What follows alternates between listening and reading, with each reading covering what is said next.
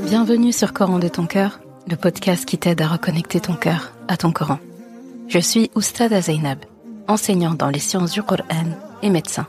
Et depuis plus de 15 ans maintenant, j'apprends aux femmes à comprendre et à vivre leur Coran au quotidien.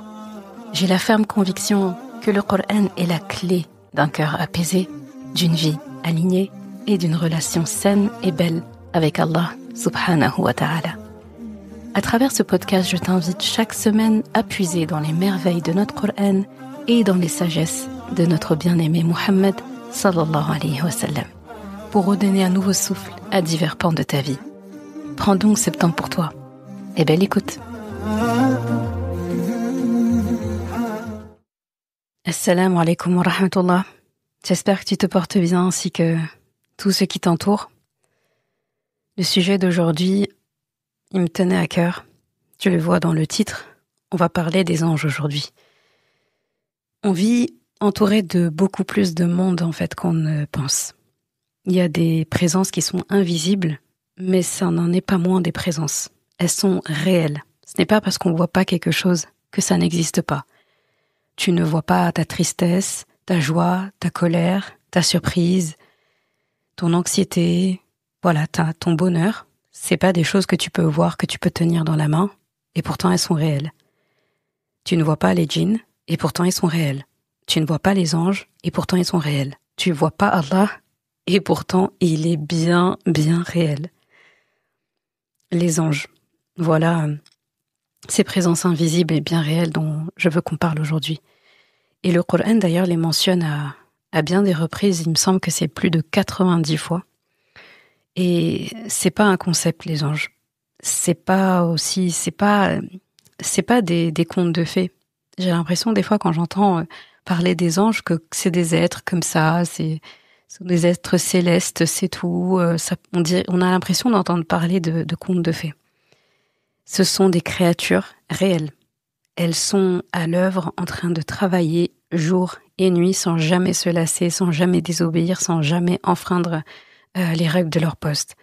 Et donc ces anges, ils ont des missions, ils témoignent, ils ont beaucoup de boulot, beaucoup de responsabilités, ils accompagnent, ils protègent même, et ils écrivent beaucoup, beaucoup, beaucoup, ils inscrivent beaucoup de choses. Et j'ai une question simple pour qu'on commence, c'est comment est-ce qu'on vivrait si on avait conscience de leur présence constamment? Si chaque mot, chaque regard qu'on porte, chaque parole, chaque zikr qu'on va faire, si c'était vécu devant eux et pour Allah, est-ce que c'est pas ça qu'on devrait faire? Est-ce qu'on ne devrait pas faire d'eux des témoins oculaires, directs de ce qu'on fait et qui vont rapporter tout ça à Allah? Avant d'aller plus loin, je te laisse avec la ayah qui a motivé l'épisode du jour. بسم الله الرحمن الرحيم له معقبات من بين يديه ومن خلفه يحفظونه من أمر الله إن الله لا يغير ما بقوم حتى يغيروا ما بأنفسهم وَإِذَا أَرَادَ اللَّهُ بِقَوْمٍ سُوءًا فَلَا مَرَدَّ لَهُ وَمَا لَهُم مِّن دُونِهِ مِن وَالٍ.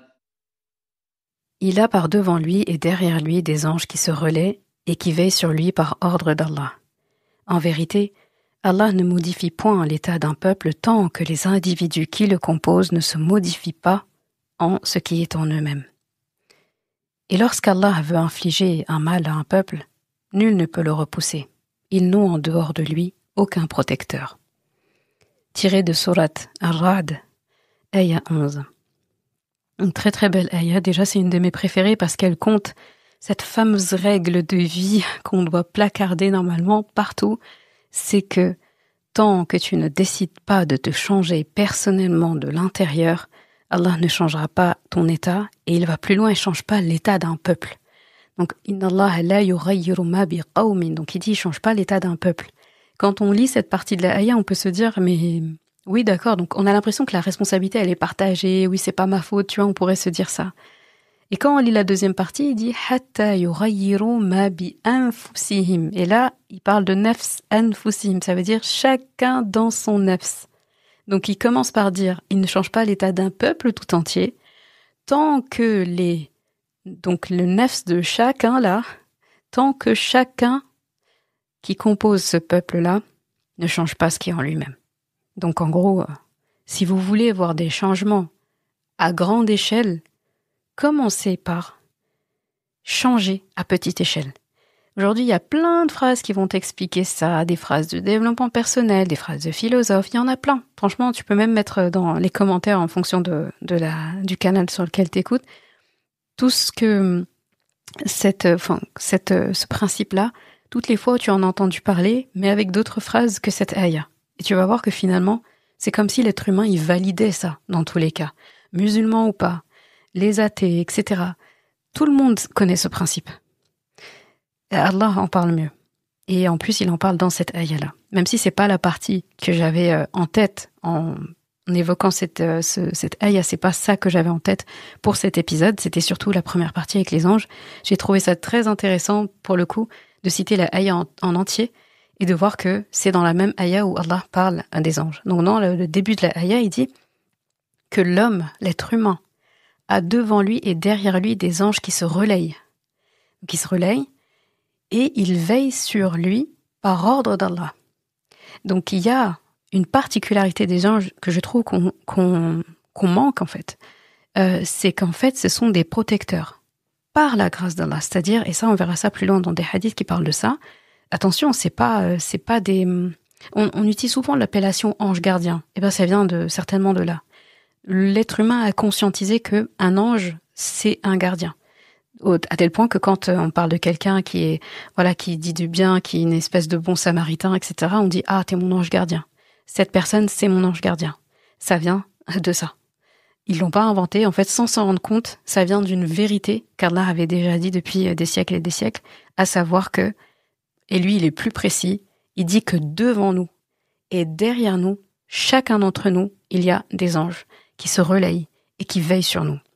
Et ça, on va développer, c'est hyper intéressant. Et je pense que à la fin de cet épisode, tu verras encore plus de raisons de faire beaucoup de dhikr, beaucoup de rappels d'Allah, de lire beaucoup plus le Coran et de faire beaucoup plus de shukr, beaucoup plus de hamd, d'avoir beaucoup plus de reconnaissance envers Allah subhanahu wa ta'ala pour bien des situations où les anges, en fait, étaient là au bon moment et tu ne savais pas. Et pourtant, ils t'ont évité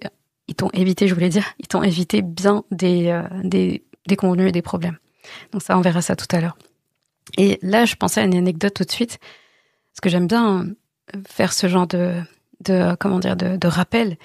C'est au sujet de notre vocabulaire. C'est comme l'épisode où je parlais de la mort, justement, notre mort. Je disais que dans notre vocabulaire, on employait souvent le vocabulaire de la mort. Eh bien, c'est pareil pour les anges. C'est-à-dire, ceux qui y croient ou qui y croient pas, même des personnes qui ne croient pas en Allah, parlent des anges bien plus souvent qui ne se rendent compte finalement. Quand on dit par exemple, oh telle personne, il a un visage d'ange, elle a un visage d'ange. Quand on dit, ah on dirait un ange. Quand on dit, de quelqu'un qui est décédé, un enfant par exemple, un jeune, on dit, c'est un ange parti trop tôt. Quand une mère perd un enfant en bas âge, on dit qu'elle est une mamange, donc mam apostrophe ange, donc la maman d'un ange. Quand quelqu'un est hyper gentil, on dit « mais t'es vraiment un ange. Ah, c'est un ange, cette personne. » Et de la même façon, on entend aussi des gens dire, quand une personne se trompe ou quoi que ce soit, ou bien elle est idéalisée ou elle se trompe, on dit « c'est pas un ange. Hein. » Donc il y a des personnes qui peuvent dire aussi « mais je suis pas un ange, moi. » Donc en gros, chacun a ses défauts, je suis pas un ange, ou telle personne n'est pas un ange. Quelqu'un qui était admiré, qui faisait pas beaucoup d'erreurs, on va dire, et un jour elle fait quelque chose, et là, pour dédouaner la personne, on va tout de suite dire, c'est pas un ange. Hein. Vous voyez, le terme ange revient beaucoup. Donc c'est vraiment la preuve que les gens, même quand ils sont pas croyants, ils croient en les anges. Et même la personne la plus athée, la plus polythéiste que tu pourras trouver, elle a dans son vocabulaire ça. On parle d'ange. Donc ça m'amène à quelque chose d'important au sujet des anges, et on le sait, c'est que la croyance en les anges, ça fait partie des 6 piliers de la foi. Donc, comme tu sais, le fait de croire en Allah, en ses anges, en ses livres, en ses messagers, en le jour dernier et en le destin, bon ou mauvais, le destin qui est décrété par Allah subhanahu wa ta'ala. Donc, les anges font partie des piliers de la foi, c'est-à-dire que croire en les anges est une obligation. C'est clair et net. Après, qu'est-ce que ça veut dire croire en les anges ? Qu'est-ce que ça veut dire ? Est-ce que ça veut juste dire je sais qu'il y a des anges, j'accepte, ok, mais ça suffit pas. On peut savoir qu'Allah est là, mais on ne croit pas en lui. Les gens connaissent, ils savent la présence d'un Rabb unique, mais ils ne croient pas en lui. Ils connaissent la présence d'un prophète, le dernier prophète et les messagers, mais ils ne croient pas en eux. Et croire en eux, c'est quoi ? C'est les suivre. Croire en Allah, c'est suivre ses principes. Croire en les anges aussi, on va voir qu'est-ce que ça veut dire. Très intéressant. Qu'est-ce qu'on pourrait dire des anges ? Franchement, je suis vraiment trop contente de parler d'eux. Ça me fait penser, j'avais fait un épisode spécialement sur un ange, le chef des anges, Jibril alayhi salam. Donc je t'invite à l'écouter, cet épisode-là, il avait beaucoup plu. Moi, j'avais été très touchée, en fait, de parler de cet ange-là à qui on doit beaucoup, vraiment beaucoup. Et il est le chef. Il y a beaucoup plus d'anges, bien sûr, qu'on ne pense. Et donc, je suis très contente de parler d'eux aujourd'hui. Alors, les anges, qui ils sont ? Les anges, ils sont créés de lumière, déjà.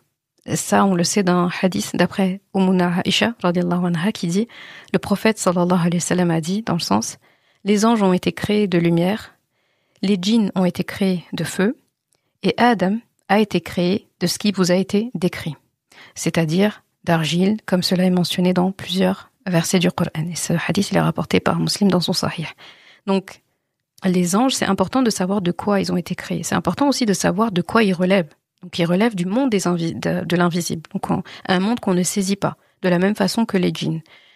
Et Allah subhanahu wa ta'ala a donné plein d'informations au sujet des anges, aussi bien dans son livre, le Coran, que dans les hadiths du prophète sallallahu alayhi wa sallam. Donc, tout ce qu'on connaît des anges, en réalité, on le connaît de ses sources sûres. Et donc, on va aborder quelques autres informations par rapport aux anges qui sont très, très intéressants. On va pas se demander quand est-ce qu'ils ont été créés, etc., parce que bien sûr, ça précède vraiment notre création. On a juste à prendre les ayats dans Surat al-Baqarah qui parlent justement de la création de papa Adam alayhi salam, et où Allah subhanahu wa ta'ala dit qu'il a confié aux anges cette information: je vais établir sur la terre un khalifa, donc comme un vicaire. Voilà, quelqu'un qui va être comme un représentant et qui va léguer à chaque fois un héritage après lui. Et ces anges ont répondu, donc toujours dans Surat al-Baqarah, est-ce que tu vas y installer, en parlant de la terre, un qui y mettra le désordre et répandra le sang, alors que nous sommes là à te sanctifier et à te glorifier. Et à Allah de leur répondre, en vérité, je sais ce que vous ne savez pas. Donc, effectivement, le fait d'informer les anges, donc que Allah subhanahu wa ta'ala informe les anges du fait de sa volonté de créer l'être humain, implique finalement leur propre existence qui était déjà là. Et c'est pareil pour Iblis, qui faisait partie des djinns, et ça aussi, on le sait par rapport au Coran. Donc c'est le cas dans Surat Al-Kahf, que tu lis tous les vendredis. Donc c'est dans cette sourate qu'on a l'information de la nature de Iblis, de Shaitan, qui est donc, Iblis kana mina djinn. Donc il était parmi les djinns. Et on sait que les djinns ont été créés de feu. Ça, on le sait par rapport au hadith du prophète sallallahu alayhi wa sallam. C'est ce qui explique pourquoi il a refusé de se prosterner devant papa Adam alayhi salam. Il a dit, je me prosternerai pas devant lui parce que moi j'ai été créé de feu et lui d'argile.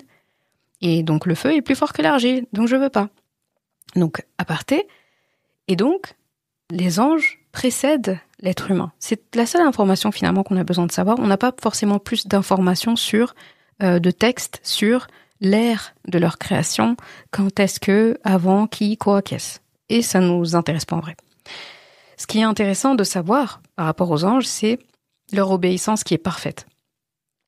Et en cela, on le voit dans Surat At-Tahrim, ayah 6, où Allah subhanahu wa ta'ala dit dans le sens, ils ne désobéissent jamais à Allah en ce qu'il leur ordonne. Et ils font strictement ce qu'on leur commande. Donc ils font vraiment pareil. C'est pour ça que des fois même il y en a qui vont dire qu'ils vont même pas parler d'obéissance parce qu'ils s'exécutent en fait sans la possibilité de faire autrement. Donc c'est vraiment des êtres du coup à 1000% obéissants. Et ils ont des missions variées. Dans le Coran, on a le nom de certains anges qui reviennent. C'est le cas de Djibril, c'est le cas de Mikaïl. Donc il y a des noms. Malik aussi, l'ange qui va garder les portes de l'enfer. Donc il y a des noms. Donc on sait que les anges, ils ont tous des fonctions. Par exemple, Djibril alayhi salam, lui, il va se charger de la révélation. Il a des grandes missions aussi à chaque fois auprès des prophètes. Tous les prophètes ont eu Djibril comme compagnon privilégié, on va dire. Il y a aussi des anges qui vont avoir des missions comme déjà d'insuffler l'âme dans l'utérus de la mère. Au moment où le bébé est créé à l'intérieur, à sa forme encore d'embryon, eh bien il y a déjà un ange qui est missionné à ce moment-là, embryon et fœtal. Il y a un ange aussi qui est là à la naissance.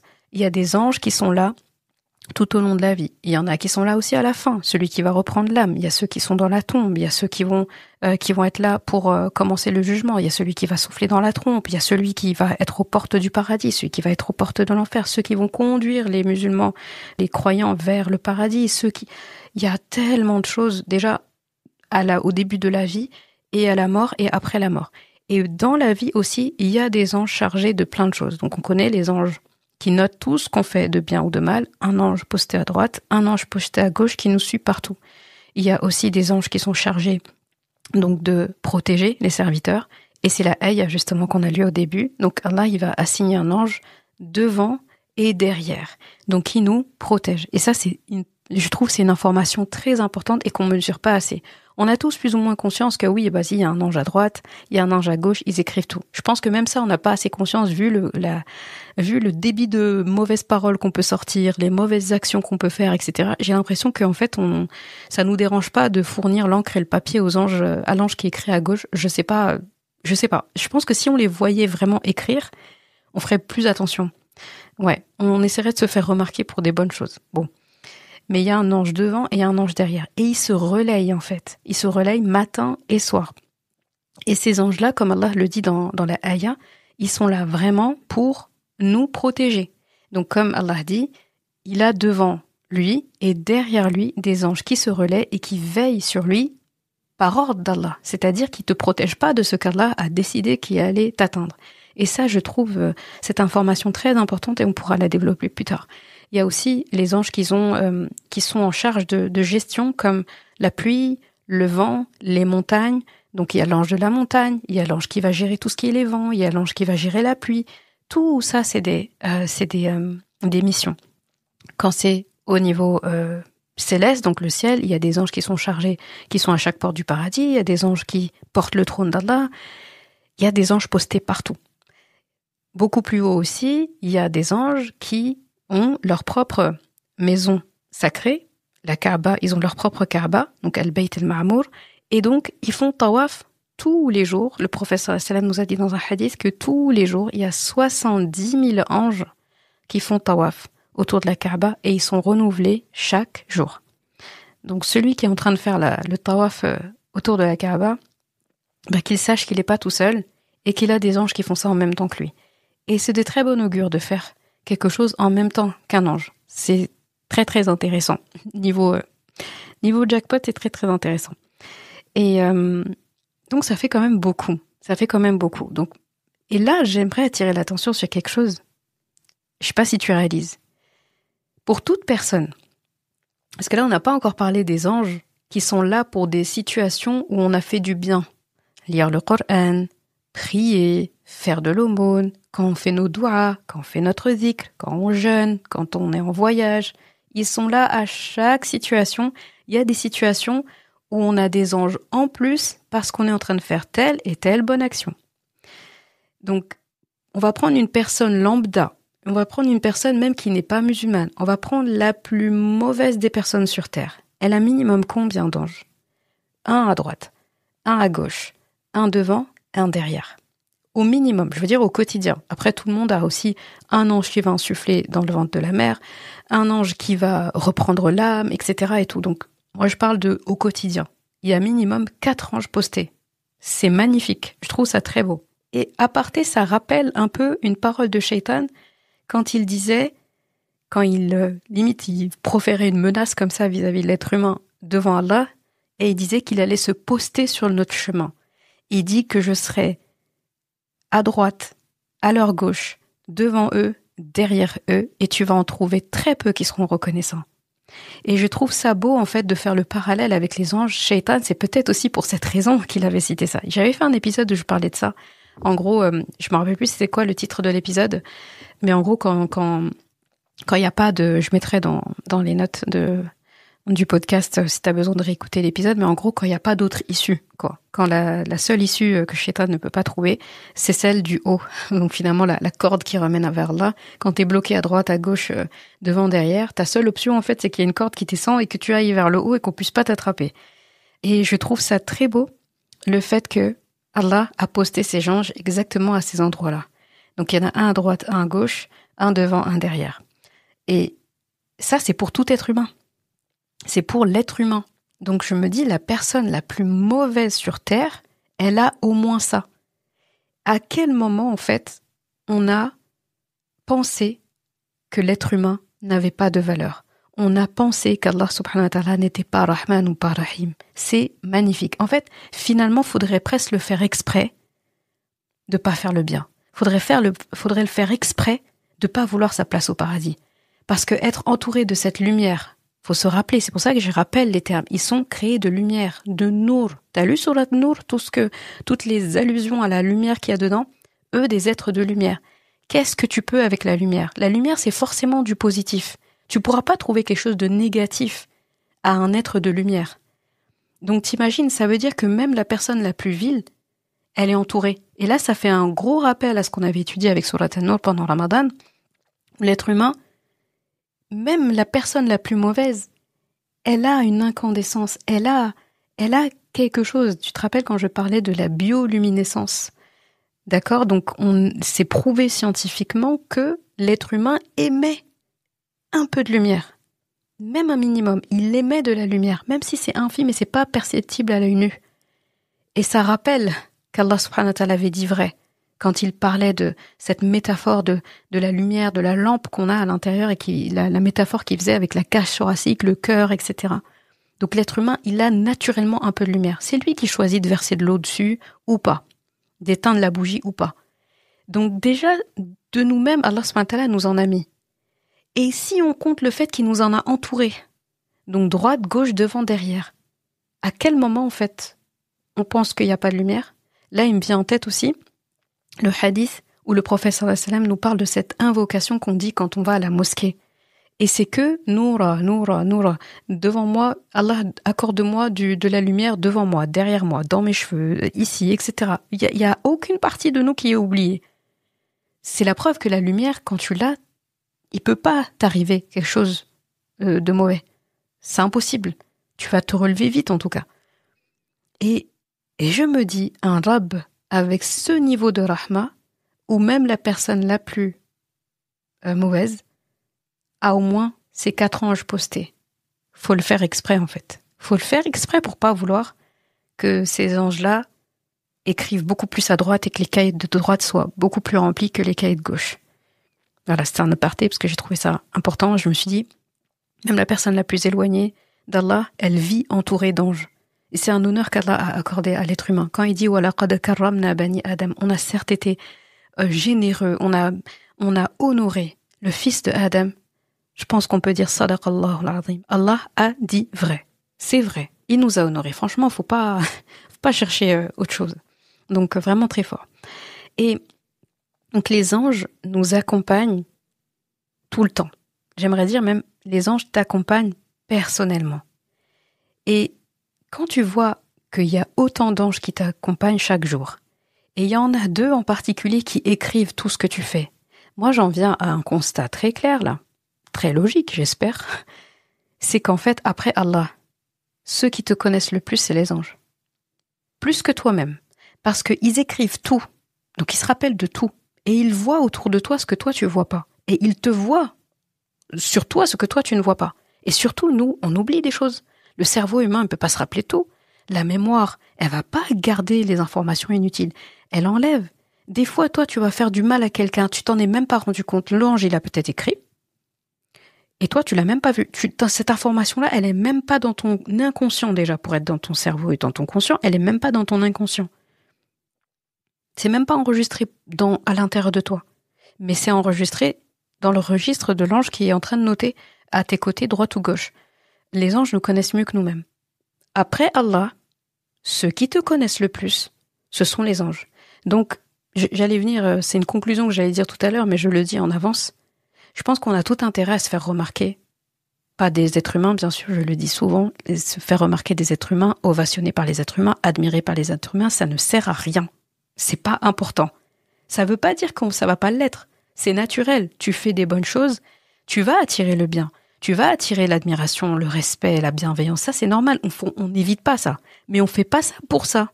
Chercher l'ovation, les ovations, les respects, tout ça des gens, c'est une perte. C'est la plus grosse perte monumentale. C'est la perte du siècle, en fait. Par contre, je pense qu'il est très intéressant de se faire remarquer, dans le bon sens du terme, envers ceux qui écrivent. Se faire remarquer de ceux qui discutent très souvent avec Allah. Ça aussi, c'est une particularité des anges que j'aime beaucoup et que je suis fascinée par ça. Ils discutent beaucoup avec Allah. Allah parle beaucoup avec eux et il les laisse s'exprimer et il a des dialogues avec eux très souvent. Dans le Coran, il y a énormément de dialogues entre Allah et les anges. Dans les hadiths, il y a énormément de dialogues entre Allah et les anges. Il y a des dialogues aussi qu'il a consignés entre les êtres humains et les anges. Et même là, au quotidien, les anges, ils dialoguent avec nous. Et ça, je le dis déjà souvent dans certains épisodes et tout, tu fais une invocation pour ton frère ou ta sœur en ton absence, il y a un ange qui te parle en fait, il te répond. Il dit, toi la même chose. Voilà. Il répond. Les anges répondent. Ce que tu fais, ils vont aller dire à Allah. Ils attendent même pas Yawm al-Qiyamah. Quand il y a des assises qui parlent du Coran, et là je fais une aparté par rapport à ça, et en réalité voilà, et ça aussi c'est des choses que j'ai déjà beaucoup apprécié dire dans l'épisode de podcast, rappeler ce hadith, un hadith où le prophète sallallahu alayhi wa sallam parle de ça. Ce hadith dit, il n'y a pas de fois où les gens se réunissent dans l'une des maisons d'Allah pour réciter le livre d'Allah et l'étudier entre eux, sans que la sérénité ne descende sur eux, que la miséricorde ne les couvre, que les anges ne les entourent de leurs ailes et qu'Allah les mentionne devant eux, devant ceux qui sont auprès de lui. Ça, c'est un hadith connu et reconnu. Il y a d'autres hadiths qui ressemblent un peu où Allah parle Rasulullah, sallallahu alayhi wa sallam, parle de ça en parlant en fait du fait que les anges en fait les entourent de leur lumière. Quand il y a le zikr, l'évocation d'Allah. Donc ça englobe et la lecture du Coran, et le fait d'évoquer Allah en bien, et le fait de faire toute forme de zikr par rapport à Allah subhanahu wa ta'ala, prier, etc. Donc en somme, chaque fois qu'Allah est évoqué, il y a des anges qui sont présents. En fait, il y a des anges, ils aiment aller chercher là où il y a des assises, là où il y a des gens qui évoquent Allah. C'est ce qu'ils aiment, c'est vraiment ce qu'ils aiment faire. Et là où ils trouvent ça, ils s'assoient, ils écoutent et après ils retournent en parler à Allah. Et il faut, quand je dis qu'il faut se faire remarquer par les anges, il faut en fait que notre nom revienne beaucoup là-haut. Et ça aussi, c'est ces vecteurs en fait d'invocation qui sont plus rapidement exaucés. Imagine quand ton nom, il est souvent mentionné quelque part. Donc on finit par te connaître. Ça finit par être un nom, c'est familier ce nom, ça me dit quelque chose. Donc le jour où tu déposes une demande, on dit oui, cette personne, on la connaît, vas-y, traite son dossier en priorité. Alors que quelqu'un qu'on connaît pas, inconnu au bataillon, ça veut pas dire qu'il va pas être exaucé, mais il maximise pas les chances. Et nous, on veut maximiser les chances. Donc, les anges, c'est important. On va passer quand même sur quelques dires par rapport aux anges qui sont très intéressants, que ce soit les hadiths, etc. Et j'ai pas évoqué aussi sur leur apparence. Ça, je l'avais déjà évoqué aussi quand je parlais de Jibril alayhi salam. Quand le prophète sallallahu alayhi wa sallam le décrit, il dit qu'il avait vu Jibril dans son état réel. Parce qu'ils ont cette particularité aussi de prendre la forme d'être humain. D'ailleurs, c'est des anges sous la forme humaine qui étaient partis voir Ibrahim alayhi salam pour lui dire qu'il allait avoir un fils alors qu'il était âgé. Et ce sont ces mêmes anges-là, après, qui ont continué leur chemin sous la forme humaine toujours et qui sont partis vers le peuple de Lot, le neveu de Ibrahim alayhi salam, pour lui dire que son peuple allait être anéanti. Donc le peuple de Lot, donc Sodome et Gomorrhe, comme on le dit souvent dans les traditions, c'était des anges sous la forme humaine. Donc il y a eu souvent des anges qui sont venus sous la forme humaine, même parler au prophète sallallahu alayhi wa sallam devant tout le monde, et c'était des anges. Et là, Rasulullah sallallahu alayhi wa sallam dit que là, il avait vu Jibril sous sa forme réelle. Et c'était en plus le jour où il reçoit la première révélation. Donc autant dire que ça a dû être impressionnant. Donc il avait l'air effrayé en racontant ça, mais c'était surtout, il était impressionné. Donc déjà, voir un ange, ok, et en plus, c'est Jibril alayhi salam. Et il décrit que il avait 600 ailes. Hadith authentique là. 600 ailes. Et chacune des ailes couvrait l'horizon. Donc t'imagines, est-ce qu'il y a de la place dans le ciel après? Chacune des ailes couvrait l'horizon. Et de chacune tombaient des perles précieuses, des rubis. Il a mentionné des rubis de différentes couleurs. Et je ne sais pas si tu te connais bien en pierres, etc., les pierres précieuses, semi-précieuses. Moi, je trouve ça très fascinant. Je trouve que c'est vraiment un rappel de la création d'Allah. Eh bien, les rubis, il n'y a pas que du rubis, quand on pense au rubis, on pense au rouge. Mais non, il y a des rubis de plusieurs couleurs. C'est comme le saphir, il y a des saphirs de plusieurs couleurs. On a l'impression que le saphir, c'est que bleu, mais non. Déjà, il y a plusieurs teintes de bleu, il y a du saphir vert, il y a du saphir rose, il y a plein de couleurs différentes. Eh ben, de Jibril, il faut se dire, déjà, pierre précieuse, c'est assez impressionnant. Des rubis de plein de couleurs. Voilà. Et il dit, et d'une quantité que seul Allah connaît. Donc, très beau hadith qui décrit l'ange Jibril. Et dans un autre hadith, il dit, dans la description de Jibril, il dit, je l'ai vu dans le ciel, couvrant l'espace entre le ciel et la terre, du fait de l'importance de sa corpulence, sa constitution. Donc, énorme aussi, ça. Donc, assez impressionnant, là, au niveau des anges. Donc, dans leur fonction, les anges, comme je disais, il y a plein d'anges qui t'accompagnent au quotidien. Dans leur fonction, donc, il y a ce qu'on connaît souvent le plus, c'est des anges, les scribes, les anges scribes.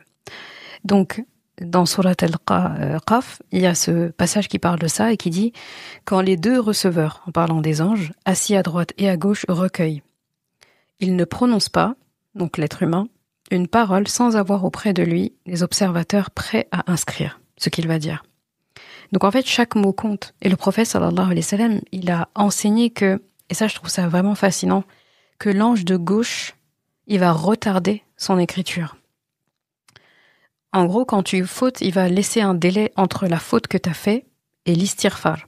Et là, je fais un gros appel à l'épisode de la semaine dernière sur l'istighfar. Il attend que tu te reprennes. La faute, elle n'est pas inscrite tout de suite. Il attend vraiment, avec beaucoup d'espoir, le repentir. Et lui, le repentir, il est inscrit comme une bonne œuvre quand tu le fais. Quand tu fais l'istighfar, du coup, ce que tu avais prévu de faire de pas bien, ou bien que tu as déjà fait et que t'as demandé pardon, c'est transformé en bonne action. Et cette mauvaise chose, elle est plutôt, effacée. Donc c'est assez impressionnant quand même, comme, c'est quand même assez impressionnant. Et le hadith qui parlait de ça, il faut que je le retrouve. Ah, je l'ai retrouvé. Alors, d'après Umama, qu'Allah l'agrée, le prophète sallallahu alayhi wa sallam a dit, certes, le compagnon de gauche, donc en parlant bien sûr de l'ange qui est chargé d'écrire les péchés, lève la plume durant l'équivalent de 6 heures, concernant le serviteur musulman qui a commis un péché. S'il regrette et demande pardon à Allah, donc istighfar pour ce péché, alors l'ange dépose la plume et il l'écarte de lui. Et sinon, il lui écrit un seul péché. Pas plus. Quand c'est des bonnes actions, c'est multiplié souvent. Mais quand c'est des mauvaises actions, une seule. Et quand tu décides en plus de pas faire, tu fais istighfar, tu gagnes des bonnes actions du fait de t'être rétracté et d'avoir fait en plus istighfar.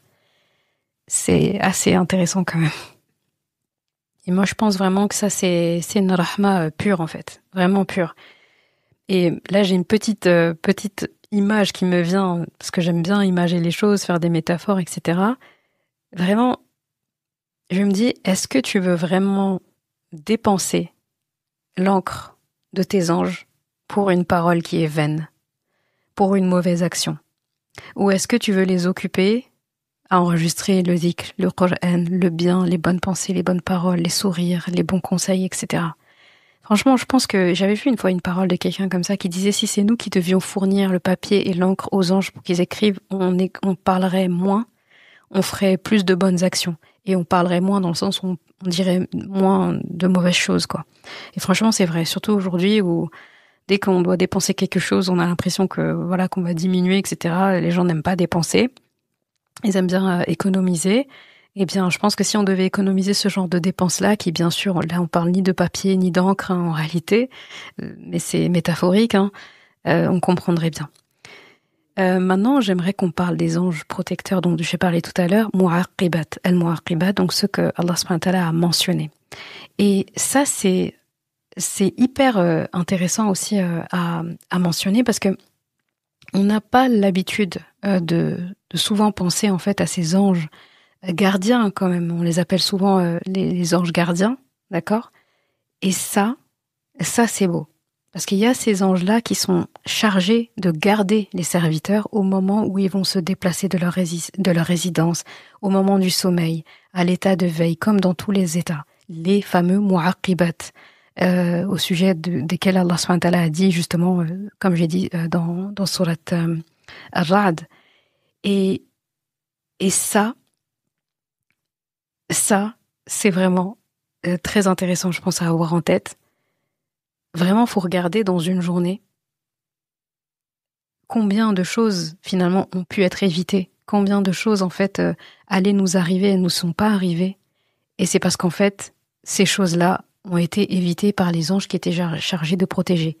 Jusqu'à ce qu'Allah, bien sûr, décrète quelque chose. Parce que des fois, il y en a qui peuvent se dire ah mais dans ce cas, là il m'est arrivé ça, donc les anges ils n'ont pas fait leur action. Si, ils ont fait leur travail, sauf que quand Allah subhanahu wa ta'ala décrète quelque chose, eh bien, il s'écarte.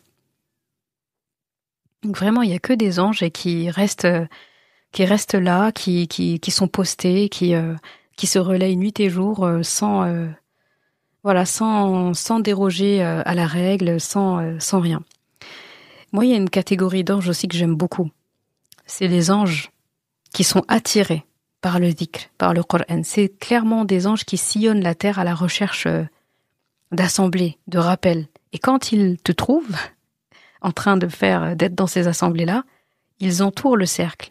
La rahma d'Allah recouvre, la sakina descend, et Allah subhanahu wa ta'ala mentionne auprès des anges. Ça, c'est d'après le hadith du prophète sallallahu alayhi wa sallam qui trouvera dans Bukhari et Muslim. Et les anges, vraiment, ils aiment beaucoup, beaucoup, beaucoup entendre le Coran. Même quand il est récité avec difficulté, etc. Rappelle-toi du hadith, celui qui récite le Coran avec aisance, il sera accompagné par les nobles anges. Celui qui récite le Coran, donc, et il galère encore, il est en difficulté dans la prononciation, etc. Eh bien, Allah lui a inscrit pour ça l'équivalent de 2 récompenses. Donc, c'est impressionnant. Et il y a un hadith authentique aussi d'un compagnon qui disait que celui qui disait Rabbana wa lakal hamd hamdan kathiran tayyiban mubarakan fi, eh bien les anges ils se bousculent pour écrire ce genre de choses. Vraiment. Ça me fait penser aussi à un hadith d'après Abu Huraira. Ça j'avais appris, je me rappelle à mes cours de religion quand j'étais encore à l'école, et ce hadith d'après Abu Huraira où il dit, le prophète sallallahu alayhi wa sallam a dit, donc dans le sens, Allah a des anges qui circulent dans les rues à la recherche des pratiquants du dhikr. Quand ils découvrent des gens qui se livrent au dhikr, ils s'appellent les uns les autres et ils disent « Venez écouter ». Le messager d'Allah poursuit, il les entoure de leurs ailes, les uns au-dessus des autres, jusqu'au ciel le plus bas. Et il dit encore, sallallahu alayhi wa sallam, leur Rabb, leur Seigneur, les interroge alors qu'il sait plus qu'eux. Il en sait plus qu'eux. Et Allah leur demande, que disent mes serviteurs? Et ils répondront, donc les anges, ils te glorifient, ils te magnifient, ils te louent et ils attestent ta grandeur. Et Allah dira, alors, est-ce qu'ils m'ont vu? Ils répondront, les anges, non par Allah, ils ne t'ont jamais vu. Et Allah de répondre, et que ferait-il s'ils m'avaient vu? Et les anges de répondre, ils diront, ils observeraient ton culte avec plus de ardeur. Ils te glorifieraient plus, ils te loueraient plus, et ils attesteraient plus fréquemment ta grandeur. Et Allah dit, et que demandent-ils? Ils dirent, ils te demandent le paradis. Et Allah dira, ont-ils vu le paradis? Et les anges répondront, non par Allah, ils ne l'ont jamais vu. Et Allah dira, et que ferait-il s'ils le voyaient, en parlant du paradis? Et les anges diront, s'ils voyaient le paradis, ils chercheraient avec plus d'ardeur à l'atteindre et leur désir pour le paradis s'amplifierait. Il dira « De quoi demandent-ils à être protégés ?» Et ils répondront « Contre l'enfer. » Et Allah demandera « L'ont-ils vu ?»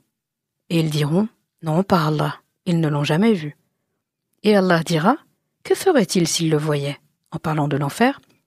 Et ils diront « Ils le craindraient plus et ils s'enfuiraient davantage. » Et il dira « Je vous prends à témoin que je leur ai pardonné. » Magnifique. C'est un hadith que tu trouveras dans le recueil de Bukhari. Magnifique. Donc tu vois qu'Allah, il parle avec ses anges, hein, il discute beaucoup. Hein, et c'est beau parce que Rasulullah sallallahu alayhi wa sallam commence par expliquer que, quand il dit ça, qu'en fait, Allah va leur poser ces questions, il va les interroger, alors qu'il sait plus qu'eux, il sait mieux qu'eux. Mais pourquoi est-ce qu'il prend le temps de parler avec eux ?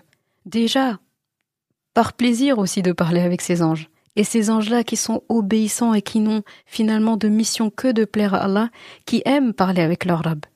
Et Allah aussi, c'est pour le plaisir aussi de nous expliquer ces choses-là. Parce que s'il n'y a pas de conversation et Allah, il a tout en connaissance, il n'a pas besoin en vrai de parler, de communiquer. Donc c'est pour nous tout ça. Et je trouve ça beau, toutes ces conversations, franchement, imagine, toutes ces conversations, c'est au sujet de nous, si on s'adonne au dhikr. Quand même, je me dis, quel degré de valeur on doit avoir pour que Allah, sur son temps, Rabbul Alamin, parle de nous. Enfin, la conversation, là, elle est longue quand même. En plus, Allah, il pose une question, il répond. Il pose une question, il répond. Et à la fin, je vous prends à témoin que je leur ai tous pardonné. Waouh! Donc en fait, moi, ma personne, toi, ta personne, si tu décides de faire du dhikr, genre, tu vas prendre du temps aux anges qui vont parler de toi. Et Allah qui va parler de toi. Donc il y a des discussions là-haut qui se font à ton sujet. Parce que tu as fait du dhikr. Et à la fin, Allah dit, je l'ai pardonné. Mais c'est magnifique. Et qu'attend-on ? Pourquoi tu fais toujours pas du dhikr là ? Ah bon ? Si t'en fais. C'est magnifique. C'est vraiment magnifique. Et tout ça, les anges. Donc, quand on dit que parmi les piliers de la foi, il y a le fait de croire en les anges, j'ai envie de dire, oui, il n'y a pas de problème, oui. Et non seulement on va y croire, et on va faire de sorte qu'ils écrivent beaucoup de bonnes choses, et on va se faire remarquer auprès d'eux, et on va faire de sorte que ça parle beaucoup de nous là-haut. C'est important, on en a tous besoin. Franchement, les anges aiment ça. Donc à la maison, t'as plein de techniques pour attirer les anges, attirer leur attention, lire beaucoup de Coran, parler d'Allah, le dhikr, éviter les mauvaises actions, éviter de les faire écrire à gauche et maximiser l'encre et le papier à droite. C'est vraiment important. Et ça, c'est des choses qu'il faut beaucoup discuter avec les enfants aussi. Donc vraiment, les anges sont au service du croyant et des croyantes. Vraiment, il y a plein de situations où Allah mentionne les anges. Par exemple, dans un hadith, le prophète Sassam, il parle de ça, du fait, par exemple, de rester à sa place pendant la prière, après la prière. De pas finir la prière, assalamu alaikum wa rahmatullah, assalamu alaikum wa rahmatullah, que je sois à la maison ou à la mosquée, et hop, je me lève, je continue de vaquer à mes occupations mondaines. Non. Il y a des anges qui sont spécialement là pour ce moment. C'est leur mission d'être là pour ce moment. Et ils disent, quand tu restes après salat, et tu fais ton dhikr, et tu demandes pardon à Allah, et tu restes genre vraiment juste le béaba, 33 fois Allahu Akbar, 33 fois Subhanallah, 33 fois Alhamdulillah, et tu fais du istighfar, et après tu vas vaquer à tes occupations. Et tu récites aussi Al-Fatiha, Ayatul Kursi, Al-Falaq, Al-Nas, Al-Ikhlas, et après tu te lèves. Eh bien là, il y a des anges, quand tu restes assis là, ces anges-là, ils sont spécialement postés pour relever ça, et qu'est-ce qu'ils disent ? Oh Allah, pardonne-lui, et fait preuve de rahma sur lui. Ça aussi, je crois qu'on a besoin. C'est pas de trop. Donc, après chaque prière, on a cette occasion. Donc, minimum 5 fois par jour. C'est quand même intéressant. Comme j'avais dit, le fait de faire dua en l'absence de ton frère ou de ta sœur fillah, d'un musulman ou d'une musulmane, eh bien, il y a un ange qui répond quand t'as fini, Amin. Et à toi de même. À toi la même chose. Est-ce que Allah refuse quelque chose à ses anges ? Je crois pas. Donc si toi tu fais une invocation déjà, il y a de grandes chances déjà que tu sois exaucé, surtout quand c'est en l'absence de quelqu'un. Alors en plus, si tu as un ange qui dit Amin à ce que tu as demandé pour cette personne-là, ça maximise l'échange. Je vois pas pourquoi ce serait pas exaucé. Alors eux, ils sont tellement excellents, tellement des êtres de lumière, tellement purs, qu'ils rajoutent. Et à toi la même chose. Tu ne perds même pas, tu perds rien là-dedans. Non seulement la personne à qui tu as fait des invocations, c'est des hasanat pour toi. Et elle, Allah va exaucer ce que tu as demandé pour elle. Et en plus, les anges, ils se disent, ah mais toi aussi, hein. Attends, pas que elle, toi aussi. Donc c'est pour ça qu'il faut demander les meilleures choses pour les gens. Les meilleures choses. Moi, je trouve que ce genre de hadith, ce genre de choses par rapport aux anges et tout, c'est des anti-jalousie, c'est des anti-envie, c'est des anti-détester les gens, vouloir pour l'autre le mal ou quoi que ce soit. Parce qu'en fait, si tu as la présence d'esprit de faire doigt pour quelqu'un, si tu as en tête qu'il y a un ange qui te dit à toi la même chose, je peux t'assurer que tu vas faire les meilleurs doigts pour les gens. Hein. Bah oui, parce qu'à la fin, ça revient pour toi. Sans que ça diminue à l'autre. Donc ça aussi, c'est vraiment un gros gain. Et c'est pareil à chaque fois que tu sors de chez toi, comme je disais, quand tu sors de chez toi, quand tu rentres chez toi, et il y a des anges aussi qui sont là spécialement. Il y a un hadith qui parle de ça, celui qui sort de chez lui en disant « Bismillah, tawakkaltu ala Allah ». La doua de sortie, hein, « Tawakkaltu ala Allah, wa la hawla wa la quwwata illa billah ». Il y a des anges qui répondent, ils te répondent ça. Ils disent « Hudiyita », ça veut dire « sois guidé ». Après, ils te disent « Kufiyita », sois suffisamment protégé. Dans le sens qu'Allah fasse que tu sois suffisamment protégé. Et ils disent « Uqiyita », sois préservé. Et les démons, ils parlent aussi à ce moment-là. Et qu'est-ce qu'ils répondent ? Mais qu'est-ce que je vais faire d'un tel ? Que faire contre cette personne ? En gros, à côté, ils ont un ange qui dit ça. Ah, petit aparté. Quand Rasulullah sallallahu alayhi wa sallam parle de ce qarin, donc ce démon qui est posté à nos côtés et en fait qui va nous suivre partout où on va, toute notre vie, Allah, il a posté un démon enfin, il l'a pas posté, c'est ce démon, Allah lui a laissé le droit d'être à tes côtés. C'est des disciples de Shaitan, quoi. Et il est posté. Il y en a un seul. On regarde ce que un seul, des fois, t'embête. Mais pour un seul qui est posté à côté de toi, il a mis minimum 4 anges que tu as en permanence. Alors là, si on compte tout ce qu'on a dit tout à l'heure, entre les anges qui restent avec toi après la prière, les anges qui vont aller parler à Allah à chaque fois que tu fais du dhikr, les anges qui sont là postés quand il y a des assises au sujet du Coran, les anges qui sont là, les 70 000 anges qui font tawaf en même temps que toi quand tu fais tawaf, l'ange qui te répond quand tu fais doha, l'ange qui te parle quand tu es en prière aussi, à chaque fois que tu vas réciter Fatiha, etc., il va répondre. L'ange qui parle, qui répond quand tu fais doha en l'absence de quelqu'un, quand tu vas, je répète, hein, tellement c'est grandiose, je fais que répéter, quand tu sors de chez toi, quand tu rentres chez toi, quand tu fais tes ablutions, quand tu vas dormir, quand tu fais tes adhkar le matin, quand tu fais tes adhkar le soir, à chaque fois il y en a un.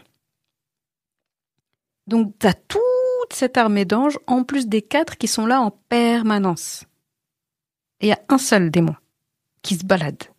Et lui, quand il entend les anges parler comme ça, te faire des doigts, soit protégé, soit préservé, qu'Allah fasse miséricorde sur toi, etc. En fait, les pauvres, ils sont au bout de leur existence, ils sont au bout de leur vie, comme on dirait en bon français aujourd'hui. Ils sont au bout du bout. Et qu'est-ce qu'ils disent ? Mais que vais-je faire d'un tel ? Genre, je peux faire quoi, moi ? Alors, rajoute à ça, tu lis Baqara, donc les anges, ils rentrent pas dans une maison où il y a Baqara. Rajoute à ça, tu fais tahajjud, il y a jamais de cible non atteinte avec tahajjud. Rajoute à ça, tu fais ton istighfar. Alors là, Shaitan, tu l'as envoyé loin là-bas dans les pâquerettes. Qu'est-ce qui reste en fait ? Qu'est-ce qui reste ? Là, on a le remède contre waswas, le remède contre des suggestions, le remède entre... Il y a tout. Je sais pas, qu'est-ce qu'on cherche d'autre ? C'est pas à droite et à gauche qu'on va chercher ces choses-là, si on n'a pas commencé par cibler les bonnes choses. Moi, je pense qu'il faut... Allah nous a donné des gardes du corps. Pourquoi on les utilise pas ? Pourquoi on les... Mais quand je dis la croyance aux anges, c'est là où je voulais en venir depuis le début de l'épisode. Croire en les anges. C'est pas seulement dire « Ah, je sais qu'il y a des anges ». C'est quand tu fais des actions. Tu fais une bonne action. De temps en temps, tu te rappelles. Là, je sais que tu es en train d'écrire, quoi. Quand tu fais une mauvaise action, tu te rappelles du hadith qui parle de ces fameuses 6 heures et tu te dis « Tu fais une mauvaise action ». C'est pour ça qu'il faut faire des bilans régulièrement. L'être humain, le musulman, il doit être concentré. C'est difficile aujourd'hui parce qu'on est dans l'ère où notre concentration, on nous la vole, on nous l'aspire. Les gens dépensent de l'argent pour nous voler notre concentration. Et ben, faut se battre contre ce manque de concentration. Et ça passe par toutes ces méthodes que j'ai employées depuis tout à l'heure, que je dis depuis tout à l'heure, le zikr, istighfar, Qur'an, dua, salat, tout ça. C'est ça qui nous aide à pas devenir fou, perdre des neurones et diminuer en concentration. Et tout ça, ça va nous aider aussi à nous éloigner de ces buveurs de concentration. Et en fait, il faut être concentré. Parce que si tu es concentré, en fait, le moment où tu as fait un péché, tu vas vite te rétrograder. Et là, tu as l'istighfar. Et là, tu tombes pas sous le coup de ce délai-là où ta mauvaise action elle va être écrite. Et en fait, tout ça, c'est la croyance en les anges. Tu te réunis pour parler du Coran. Là, information, chaque fois que tu écoutes cet épisode de podcast, que tu vas écouter quelque chose en rapport avec le Coran, pas que Coran de mon cœur, des choses en rapport avec le Coran, en rapport avec Allah, considère qu'il y a des anges qui sont là, qui écoutent, qui restent et qui sillonnaient pour trouver des assises. Ils t'ont trouvé, ils sont contents parce que eux, ils aiment que ça et tu participes à leur bonheur, à leur joie. Ils s'en vont aller raconter à Allah. On les a trouvés, ils faisaient ça, ils t'invoquaient, etc. Et Allah, forcément, qui inscrit, donc il est content d'entendre ces anges venir raconter et il est déjà au courant avant qu'ils arrivent, il sait. Mais il dialogue quand même avec eux. Et tu penses qu'il va se passer quelque chose de mal dans ta vie. Mais du mal vraiment juste pour faire du mal. Ça n'arrivera pas. Ça n'arrivera pas. Ça n'arrivera pas. Il y a autre chose aussi que j'aime beaucoup par rapport aux anges, c'est quand on va aller visiter un malade. Quand on va visiter un malade, là aussi, je me rappelle plus exactement du hadith, mais ça parle aussi d'une escorte de plusieurs anges. Donc on parle de milliers d'anges qui accompagnent la personne qui va aller rendre visite au malade.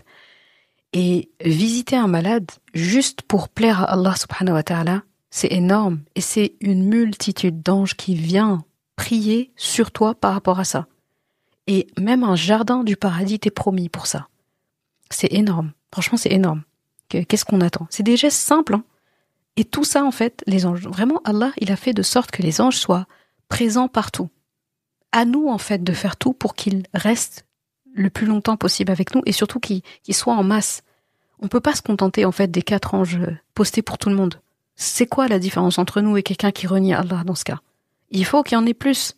On peut en avoir des milliers au quotidien. Facile. Ça ne tient qu'à nous. Bi'idhnillah. Et bien sûr, les anges dont j'avais déjà parlé, même dans les autres épisodes, les anges qui sont là pour reprendre l'âme, dans la tombe Nakir et Munkir, au jour dernier, celui qui va souffler dans la trompe, l'accueil au paradis, tous ces anges-là sont là. C'est énorme. Même le Jumu'ah aussi, le jour du vendredi, il y a des anges spécialement postés pour tous ces rituels autour du vendredi. La prière du vendredi, ta lecture de Surat al-Kahf, les doigts qui sont exaucés entre Asr et Maghrib, tout ça, en fait, c'est des occasions et il faut les saisir. Donc finalement, comment on attire les anges? Le zikr constant, ça c'est des exemples parmi tant d'autres, hein. Le zikr constant, dire Subhanallah, La ilaha illallah, Alhamdulillah, Allahu Akbar, Astaghfirullah, voilà. La lecture régulière du Coran, vraiment. Il y a une ayah dans Surat al-Isra où Allah subhanahu wa ta'ala dit وَقُرْآنَ الْفَجْرِ إِنَّ قُرْآنَ الْفَجْرِ كَانَ مَشْهُودًا. Et il dit donc de se lever pour le Fajr, et il dit, et au moment du Fajr, la lecture du Coran à l'instant du Fajr, donc c'est pour ça que c'est une aberration de prier le Fajr et tout de suite aller dormir. Il dit, le Coran du Fajr a certes des témoins, et ces témoins-là, c'est des anges. C'est pas que Allah, il y a les anges aussi. Donc, bon, ce serait quand même dommage de dépasser ça. Il y a une assise d'anges qui sont là pour le Fajr.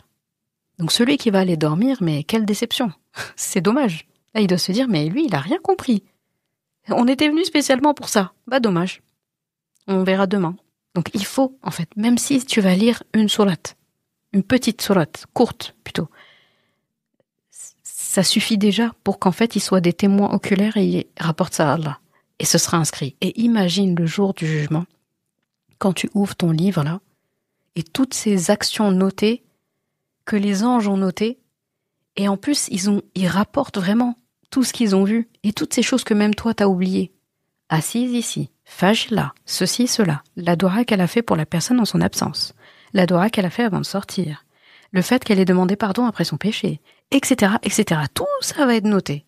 Et toutes les autres bonnes actions que tu as fait. C'est quand même intéressant. Donc je disais, les lectures régulières du Coran, spéciale mention au Fajr, le fait de rester quelques minutes après la prière, faire ses adhkar, les du'as, tout ce qui est tasbih, les bonnes actions aussi qui sont discrètes, que personne voit. Mais c'est pour ça que je dis que après Allah, c'est les anges qui te connaissent le mieux. Il y a des membres de ta famille, il y a des actions que tu as faites, ils sont pas au courant, et peut-être ils seront jamais au courant jusqu'à ta mort. Les anges, ils savent. En fait, tu peux rien leur cacher. C'est impossible. Et c'est Allah qui leur a donné ce pouvoir-là. Donc très important.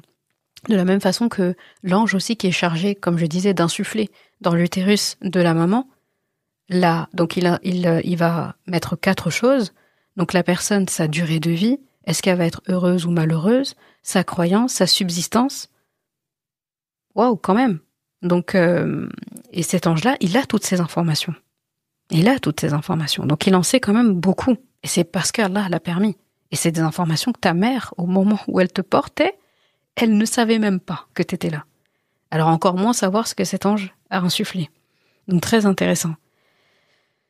Les anges aiment quand on fait preuve de taqwa, donc la sincérité, cette crainte d'Allah, dans le sens d'avoir conscience en fait de la présence d'Allah.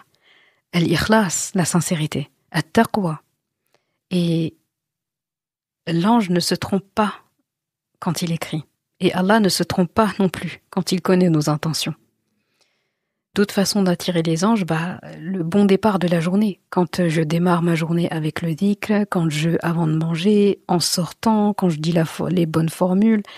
Vraiment, je suis sous une bannière d'anges. Je suis escortée par une avant-garde comme ça d'anges qui sont postés devant, derrière, à droite, à gauche. Je suis bien là. Là, on oublierait presque Shaitan, il est là. Je l'ai pas beaucoup évoqué dans cet épisode parce que le pauvre, si tous ces anges-là, ils sont là, en fait, il va faire quoi avec la lumière, en fait? Il va faire quoi avec toute cette lumière? Quand il arrive à nous atteindre, c'est qu'on a baissé notre garde. C'est qu'en fait, on s'est pas offert les situations où les anges auraient pu être là. Donc vraiment très, très intéressant. Et ce qui fait fuir les anges, l'impureté, le fait d'être négligé, d'avoir une maison où on délaisse totalement le dhikr. Quand je dis de négliger, c'est par rapport à ça. Délaisser le dhikr, délaisser la prière, délaisser le rappel d'Allah, délaisser le Coran. Tout ce qui est de l'idolâtrie, tout ce qui est shirk, etc., ils aiment pas. Les mauvaises odeurs aussi, c'est quelque chose qui revient dans les hadiths du prophète sallam. En fait, c'est simple. J'avais lu ça aussi une fois. Les anges, ils sont repoussés par les mêmes choses qui repoussent l'être humain. Ils aiment pas le mensonge, la médisance, ils aiment pas les mauvaises odeurs, ils aiment pas les mauvaises actions, ils aiment pas ce qui est moche, ils aiment pas. D'accord? Donc, faut se dire que finalement, ils n'aiment pas les mêmes choses que nous. Donc, pourquoi on se l'autorise? Et ça, faut se dire, c'est des choses qui les repoussent. Ils n'aiment pas, parmi les choses qu'ils n'aiment pas aussi, c'est le langage qui est indécent, le manque de pudeur, la médisance, la vulgarité. Franchement, ça, c'est censé être un no. Faut pas accepter ça. Les anges n'aiment pas cette atmosphère. Et ils restent pas. C'est des êtres de lumière. La lumière, elle peut pas aller avec les ténèbres. La lumière, elle va pas avec ce qui va pas. Elle reste pas. Donc, dommage. Après, il y a quand même l'ange à gauche qui va écrire si ça va pas. Donc vraiment, faut se poser ce critère simple dans la vie. Est-ce que ma maison, c'est un lieu où les anges, ils aiment entrer? Est-ce qu'on entend le Coran ici? Est-ce qu'on voit des prières ici? Est-ce qu'il y a une bonne odeur ici? Est-ce qu'il y a de la pudeur ici? La pudeur des yeux, la pudeur de la langue, la pudeur dans la façon de parler? Si oui, alors c'est bon. Les anges aimeront rentrer chez moi. Il faut se créer ça. Bon, je pourrais continuer encore longtemps sur ça, parce qu'il y a beaucoup de choses à dire sur les anges que j'ai pas forcément eu le temps de dire, mais je conclurai quand même en disant que tu n'es jamais seul. Allah t'a honoré en mettant des anges autour de toi, pour t'éveiller, pour te protéger, pour témoigner de toi, pour t'accueillir aussi à la fin. C'est les mêmes pour se dire qu'ils vont t'accueillir au paradis. Alors aujourd'hui, pendant que tu écoutes ces mots-là, pendant que tu écoutes, et je demande à Allah subhanahu wa ta'ala que ce soit l'ange de droite qui ait beaucoup écrit, et pas l'ange de gauche qui ait fait une bonne pause pendant que le podcast, aussi bien pour toi qui écoute que moi qui ai parlé, ils écrivent. Et alors, j'ai envie de dire, qu'est-ce que tu souhaites leur dicter? Ça, des fois, je dis ça à mes enfants. Je dis, si tu devais faire la dictée aux anges, t'aimerais qu'ils écrivent quoi? Si vraiment c'était toi qui devais décider de qu'est-ce qu'ils écrivent, est-ce que tu déciderais qu'ils écrivent elle a fait ça, elle a embêté l'autre, elle a tapé, elle a mal parlé? Non, personne ne donnerait ça à dicter volontairement. Donc en fait, ce que tu aimerais que les anges écrivent, dicte-leur du bien. Et pour leur dicter du bien, faut le faire. Faut faire ces bonnes choses. Qu'Allah subhanahu wa ta'ala fasse que les anges nous accompagnent à inscrire que le bien de nous. Qu'ils montent vers Allah subhanahu wa ta'ala avec des histoires qu'Allah aime entendre de nous, avec des histoires que nous aimerons lire à notre sujet ce jour-là où on sera tous obligés de lire le livre de nos contes. Et Allah accorde-nous à tous un cœur qui se souvient et une langue qui mentionne beaucoup, te mentionne beaucoup, Ya Allah. Et Ya Allah fasse que tout ce que on fait de bien soit un témoin de bien pour nous et pas contre nous. Amin ya Rabbal Alamin. Merci d'avoir écouté cet épisode. Et comme toujours, si ce podcast t'a apporté du bien, alors une chose à faire, t'abonner pour ne rien rater. Et si il te semble pouvoir être utile à d'autres personnes, sens-toi libre de le partager et même de laisser un commentaire et la note de ton choix sur ta plateforme d'écoute préférée. Ce sera une belle manière de me faire savoir que ce podcast doit continuer et être écouté par le plus grand nombre. Je confie à Allah subhanahu wa ta'ala le soin de préserver ta foi, ton honneur et ton cœur. Je te laisse à présent passer un bon moment avec ton Coran et je te dis à vendredi prochain pour un nouvel épisode. Assalamu alaikum wa rahmatullah.